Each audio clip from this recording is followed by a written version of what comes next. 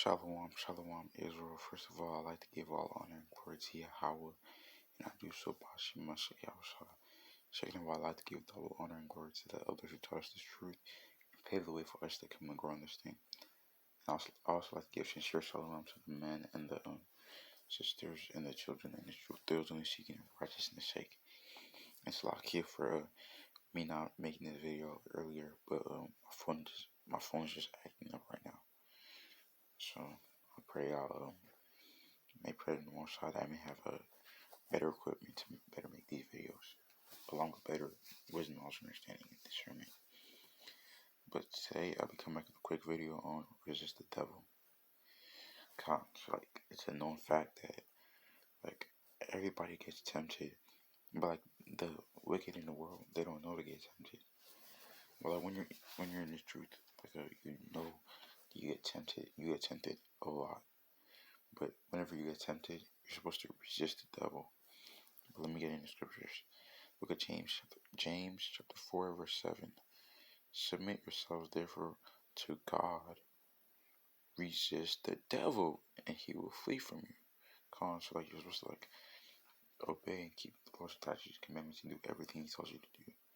And like whenever Satan attempts to seduce you, you're supposed to like tell him la'ah, which means no in the Paleo Hebrew. You're supposed to tell him la'ah and like say you serve the Lord. So like you gotta resist him. But the next place I wanted to go was the book of 1 Peter chapter 5 and verse 8 and 9. Book of 1 Peter chapter 5 verse 8 and 9. Book of 1 Peter chapter 5 verse 8. Be sober and vigilant, because your adversary the devil, as a roaring lion, walketh about seeking whom he may devour.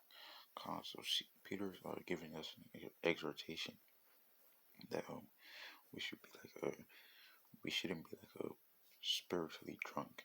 I mean, like, of course we shouldn't be like, physically drunk, but like we also shouldn't be spiritually drunk, and like we should be sober and like know that Satan's trying to hinder us from righteousness at all points in our lives. So we always gotta be cautious.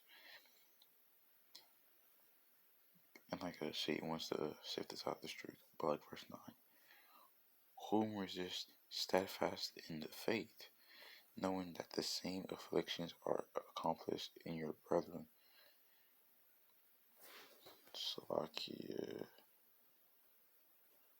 I think let me just read verse 9. Whom resist steadfast in the faith, knowing that the same afflictions are accomplished in your brethren that are in the world. So let me try to read this in another version. Let's go to NIV. Resist them, standing firm in the faith. God is supposed to resist it and stand firm in the faith, because you know that the family of believers throughout the world is undergoing the same kind of sufferings. So like you're not going through this alone. Like it might seem like you're alone, cause like me, where I'm at, like I don't really know, too much Hebrews that like know their Hebrews and like keep the law. So like I be doing things myself most of the time, but like I always know in the back of my mind that people who are going through the same situations that I'm going through, and sometimes even worse. Like the story with Elijah and the 7,000 prophets who did not bow down to Baal.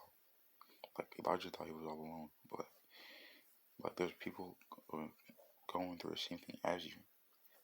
But all this is to say, submit yourselves unto the Lord and flee from the devil and resist him, and he will flee from you.